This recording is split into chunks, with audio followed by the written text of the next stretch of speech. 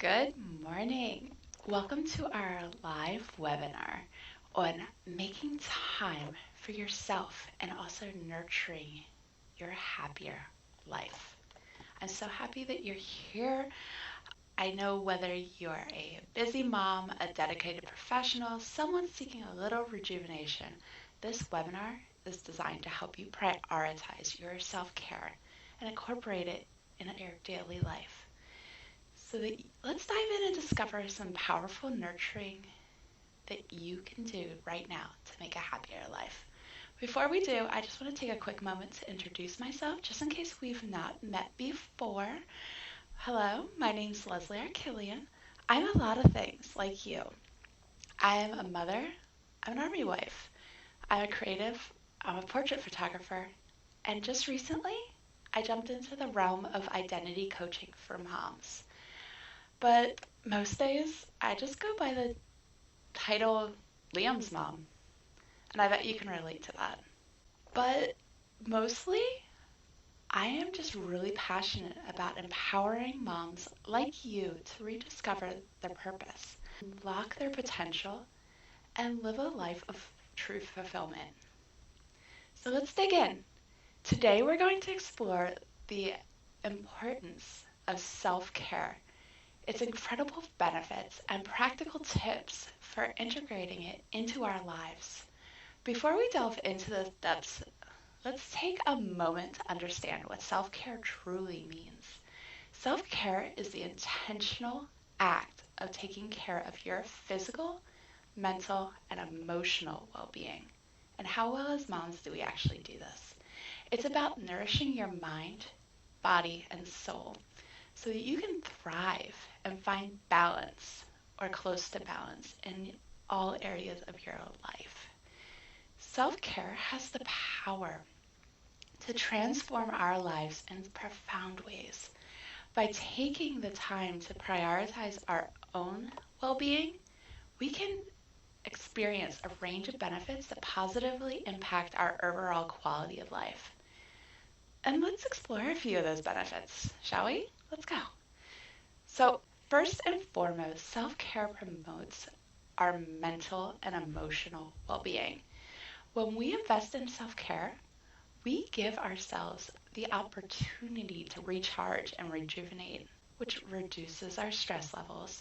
We all know stress is a big thing for moms, and it increases our resiliency in the face of life's challenges. And we know that moms deal with and juggle with challenges and stress all day long. So we need that self-care to really recharge our battery and make us whole. Self-care is also closely tied to our physical health. Did you know that? Engaging in activities that nourish our body, such as exercise, healthy eating, proper rest, that can boost our immune system, increasing our energy level and enhancing our overall vitality. Now, I know that's pretty common. Those are pretty much the three things that people tell us that we always need to do, but it is important, and we can carve out time to do those things to take care of ourselves. But to truly grasp, I think, the transformative effects of self-care, let's look at some real-life examples. I have a friend, Sarah. She's a busy mom of two. She's just started prioritizing self-care by dedicating just 15 minutes each morning to journal and meditate. Simple, right? Over time, she noticed a significant improvement in her mood, her patience with her family, her kids, her work, and the ability to manage her stress just a little bit better every day. Self-care has empowered her to show up as a more present and loving mother. And isn't that what we all strive for? We want to be great moms, and we are. But sometimes we stress ourselves out to the point where we can't enjoy being moms. So despite the incredible benefits that we know come from self-care, many of us face barriers that prevent us from making it a priority. So let's explore some of these common challenges. I deal with these, I know you deal with these. So let's look at some strategies to overcome them. One of the main obstacles to self-care is the perception that we don't have time. We don't have enough time. But is that true? We often prioritize the needs of others above our own, leaving little room for our own self-care activities. Additionally, often we feel such guilt and societal expectations that are just weighing us down, making it difficult for us to prioritize time to ourselves without feeling selfish. Self-care is not selfish. It's of the utmost importance that we do it. So, knowing all that, logically knowing all that, emotionally knowing all that, how can we overcome these barriers? Here are some practical strategies that I came up with. For the time constraints, start by recognizing that self-care does not have to be time consuming. What? It can be as simple as taking just a few deep breaths in through the nose, through the mouth. I've found personally that I think it's called box breathing. You breathe in real deep and you imagine that you're a balloon and that the sides of the balloons are touching every inch of your rib cage, up towards your top, down towards your bottom, and just completely filling you up and then releasing back to its balloon, the wiggly balloon form. I've heard that that has excellent benefits for opening up your rib cage, especially after motherhood. Our ribs and everything gets really shifted around after birth, and not to mention all the bladder issues. But I've heard that that really helps to open up and also to release some tension in those muscles that cause issues after motherhood and after birth. So give it a try. It works a little bit for me. I'm noticing some positive benefits. I won't go into detail, but I'd love to hear from you and see what kind of self-care breathing techniques or other self-care you utilize. So that was a small tangent, but I thought it was important to share into this topic. So it does not have to be time consuming. Take deep breaths, go for a short walk, enjoy a hot cup of coffee, a tea, your favorite beverage. Prioritize self-care by scheduling in your day. Start with 5 minutes. Work up to 10 minutes, 15. Maybe if you're good, you'll get an hour. I my son he'll be 5 in October. I started when he was 18 months old. When COVID hit, I got thrust into the stay-at-home mom role. And that was a struggle for me because he had been to daycare ever since he was a newborn. So finding those little pockets of time and training him to be resilient and as independent as a 3, 4, 5-year-old can be, but finding those activities that he can play by himself so mommy can get some me time or some work time in, it was paramount during COVID because, as you know, finding that balance between helping our kids thrive and really thriving ourselves is what we aim for, but sometimes we focus more on the kids than we do ourselves. So if we just take a few moments every day, imagine how much happier we will be, and therefore how much happier our children will be. But it's hard for us to do that because we have such guilt and societal expectations that surround motherhood. And remember, like I said, self-care is not selfish. It's necessary. Embrace the fact that taking time and care for you allows you to show up as the best version of yourself for your loved ones. So surround yourself with a supportive community that values and encourages you to take time for yourself. Whew, I talked a lot there. So, now that we've addressed some of the barriers, let's explore some of the practical self-care techniques that you can incorporate into your daily routine right now. Self-care encompasses a variety of aspects of our well-being, including our mind, body, and soul, as we've touched on. So here's some ideas for each category. Our mind. Engage in activities that stimulate your mind, such as reading something new, practicing mindful meditation, our body. Take care of your physical health by engaging in exercise, eating nutritious meals, getting enough sleep. There is a study that I just heard about that women need, oh, I can't remember the statistics, but it's significantly more sleep than men because of all of our hormonal changes and our monthly shifts and everything else. We just need more sleep than most men do. And we need to also just start indulging in relaxing activities, whether that's taking a warm bath, getting a massage, just finding a quiet pocket in your house or space in your house that you can unwind with a good book, with a glass of wine, whatever that looks like for you. And then nourish your soul by engaging in activities that bring you joy and fulfillment. What did you do before you had children that you would love to get back to? Or what did it have you discovered in this new chapter of your life that you want to explore farther? Spending time, do those things. Do them right now. Why not? Include your kid. It'd be a good bonding. If it's something that'll let you relax and enjoy your time and they can help you, all the better. Right now, Liam and I have been cycling through my dopamine hobby kicks.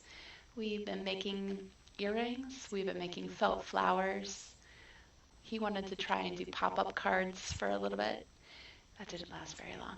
But the thing is, I'm crafty. I like to make things. And now he does too. He is so dead set that he wants to be an engineer and be a maker. And I love that. And that's something that I can help him thrive in. Not necessarily the science, but the making. But even just things like spending a little bit of time in nature, really grounding yourself, walking in the grass without shoes, feeling the earth between your toes. I love, that's probably one of my favorites. But practicing gratitude is another great way. Connecting with your loved ones, making time to reach out and really connect to somebody. Or as I said, pursue some new hobbies or resurrect some old ones. Even in, and I know all of our schedules are busy, but even in the busiest of schedules, there are always pockets of time that we can utilize for self-care. So here are some tips to help you find those moments. I'm going to take a deep breath because I'm not used to talking this much. So how can we find time to prioritize our self-care? Put your self-care on your to-do list. So simple, right? Treat it as a non-negotiable. This is just another appointment that you have, but it's one you're making and keeping to yourself. Just as you wouldn't skip an important meeting or a doctor's appointment, prioritize your self-care activities the same way. Our brain will start making it a priority the more we keep our promises to ourselves. How many times have you said, oh, I'll get to the gym, and then made an excuse and didn't go? Our brain doesn't trust us because we haven't been making ourselves a priority. We haven't been keeping our promises. So another way is to delegate. And this, I know this one's hard because we have to relinquish the control of how we would do it. But we need to ask for support. Reach out and ask loved ones or ask for help when needed. Find those support networks. Your family. Teach them how you would do something like folding the laundry or whatever you need help with. And delegate some tasks to free up time for yourself so you can reduce your mental and your physical workload. Because we all carry around so much in our heads, and we're the keeper of things, we're the finder of lost items, the kisser of boo-boos, and it's a lot. They come to us knowing that we know where it is, but that's a lot to have to keep in our head all day long. So start having them threaten you with their own independence. Teach them where things are.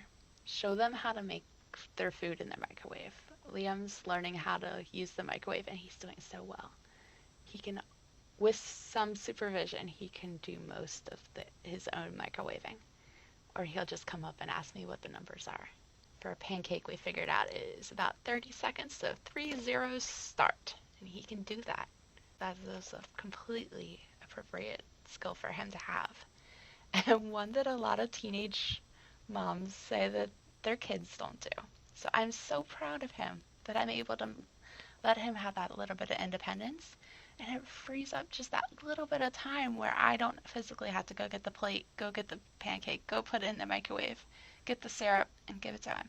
I love all those things, but he's learning a valuable life skill by being able to do it himself. And he feels so proud of himself for doing it.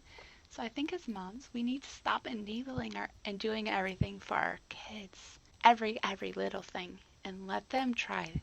One thing I decided early on in motherhood, again, another tangent, I'm sorry, but was that I wasn't going to do I was going to try not to do every little thing and hover and talk for him when he didn't speak up. I wanted him to talk to waiters. I wanted him to try something at least 3 times before I stepped in or when he asked me for help rather than before. And he is such a goofy little independent kid, and I love to say that I just love that boy. Anyway, back to self-care. So, we talked about prioritizing and setting appointments for yourself, delegating and asking for support. The last one I had for you was be creative with your time management. Look for small gaps in your day. Do a time audit.